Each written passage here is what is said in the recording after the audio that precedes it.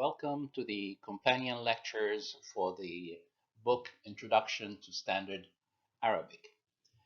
These lectures are designed to be a companion for the book, which is available on Amazon. The link is on the page that you clicked to enter this video. I will take the important parts of the book that needs the student to actually hear the Arabic words or explain a more sensitive concepts, and we will go on from there. So the first thing you're going to learn in chapter 1 is English grammar. And you might be asking yourself, why am I learning English grammar when this book is about learning Arabic? And the answer is simple. We will be learning Arabic grammar before too long. And when you learn Arabic grammar, you must be able to compare it to something, and the something is your English grammar.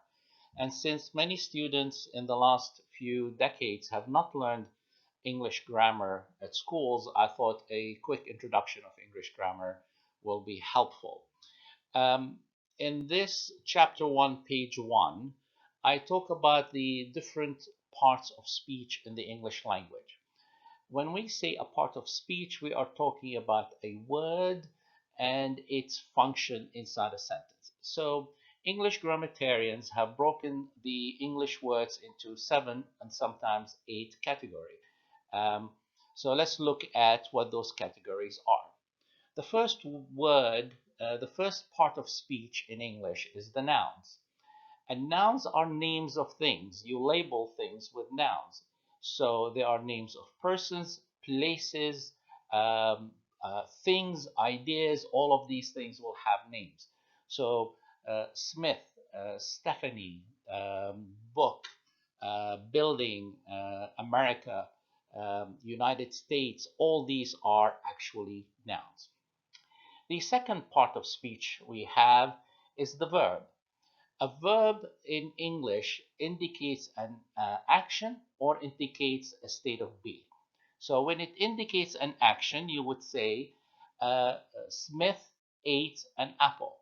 So ate is the action. There was an action of eating taking place. But when you say Jackson is smart, is, in this case, is a verb that shows a state of being. He's not actually doing anything. He is just being in the state of smart. Like you say, Julia is tall. Is, in this case, is the state of being. She's not actually growing in height in front of you. There's no action being taken. It is just her state of being. The third part of speech is adjectives. Adjectives are simply words that describe nouns. So you would say things like red car, tall man, big sandwich. So these words that you are describing nouns with are adjectives. It tells you something about what you've described. So we were talking about a car and we described it as red. Pronouns are small particles that take the place of nouns. We use them because repeating the same noun again and again becomes tedious. So you say things like, Julia is a good student at the University of Hartford. She is studying mathematics. You don't say Stephanie is studying mathematics. Stephanie is a sophomore. Stephanie is graduating next year. We don't do that. We say Stephanie is a student at Hartford University. She is a sophomore. She is a hardworking student. So she here is the pronoun that replaces a known noun like Stephanie. So he, she, it, they, you, me, we, all of these are pronouns.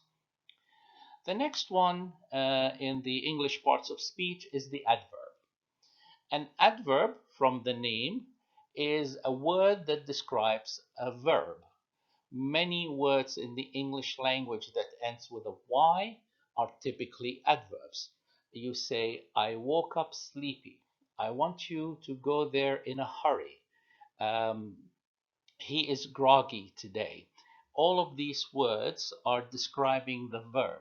So when you say he went to the school in a hurry is describing his action of going to the school. Next is propositions. Propositions is I like to describe them as the relationship between two items in either time or space.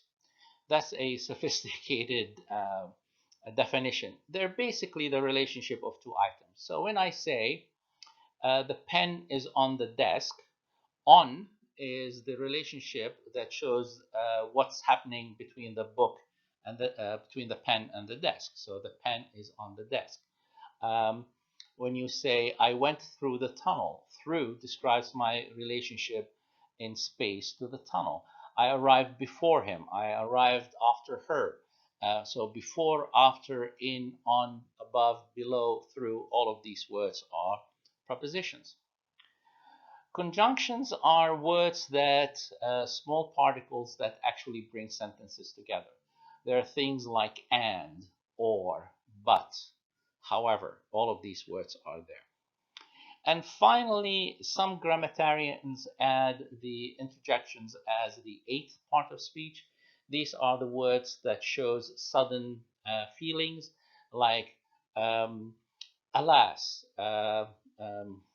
words of surprise, gosh, oh my God, and all the words, the naughty words in English, they're all are interjections. So we don't have that part of speech in Arabic, so we will not be spending too much time on it.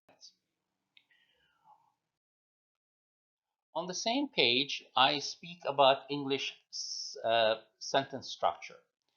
The English language, for you to have a proper sentence, you have to have a minimum of two things. You have to have a subject and you have to have a verb. You have to have something you're talking about and you have to tell me something about it. In some cases, they call it a predicate. We'll see how that works later on. So, a sentence must have a subject, that is the doer of the action or the thing or person we are talking about. You need a verb, which is the action taking place or the state of being we're talking about. A sentence could have an object, and that is if the verb requires a recipient.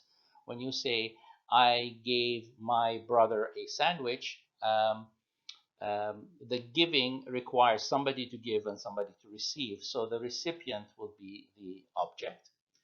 And finally, we saw the word adverb before. Some sentences can have an adverb in which you describe how the actual verb took place, the manner in which the verb took place.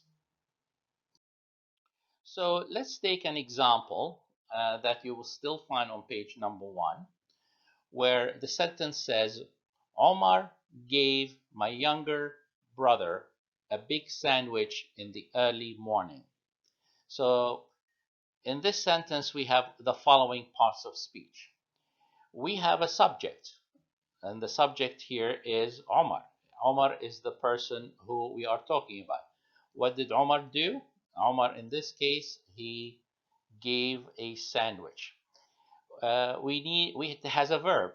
The verb is the action. What was the action he actually performed? He gave. All right. So we have a subject and a verb.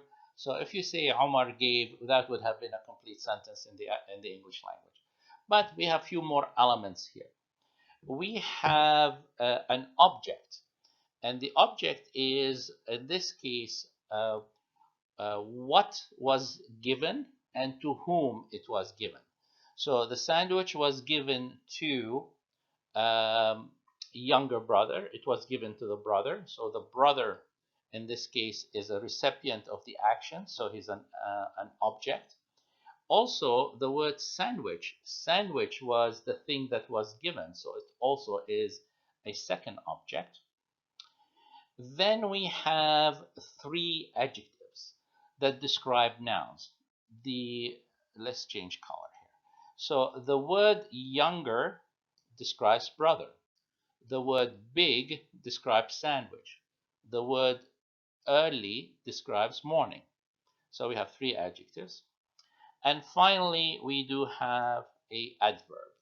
It's telling us uh, uh, uh, how it was done or when it was done, and it was done in the morning. So it tells us when that thing took place.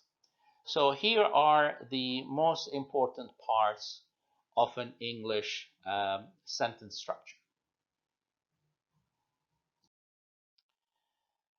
Um, some of my students find this um, picture confusing, others find it very, very helpful. And I'll just explain it. If it works for you, that's great. So here I show the subject, and the subject is always the doer, the one who does the action. So Omar is the one who did the giving.